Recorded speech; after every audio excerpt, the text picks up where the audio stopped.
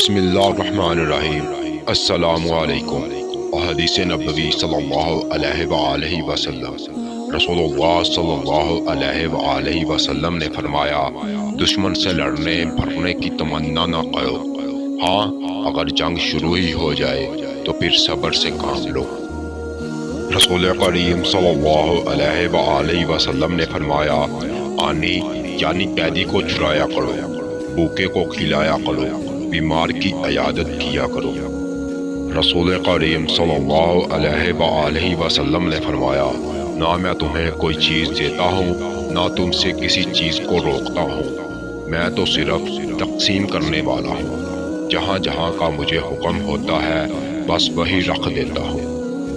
نبی کریم صلی اللہ علیہ وآلہ وسلم سے میں نے سنا، آپ صلی اللہ علیہ وآلہ وسلم فرما رہے تھے کہ کچھ لوگ اللہ تعالیٰ کے مال کو بے جا اڑاتے ہیں، انہیں قیامت کے دن آگ ملے گی۔ نبی کریم صلی اللہ علیہ وآلہ وسلم نے فرمایا، جس نے کسی ذمی کو ناحق قتل کیا وہ جنت کی خوشبو بھی نہ پا سکے گا، حالانکہ جنت کی خوشبو 40 سال کی راہ سے سونگھی جا سکتی ہے۔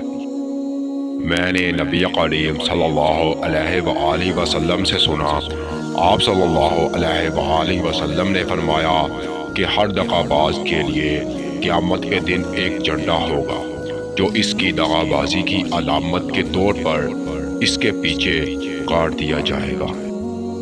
رسول اللہ صلی اللہ علیہ وآلہ وسلم نے فرمایا، جب اللہ تعالیٰ مخلوق کو پیدا کر چکا تو اپنی کتاب لوح محفوظ میں جو اس کے پاس عرش پر موجود ہے، اس نے لکھا کہ میری رحمت میرے غصہ پر غالب ہے۔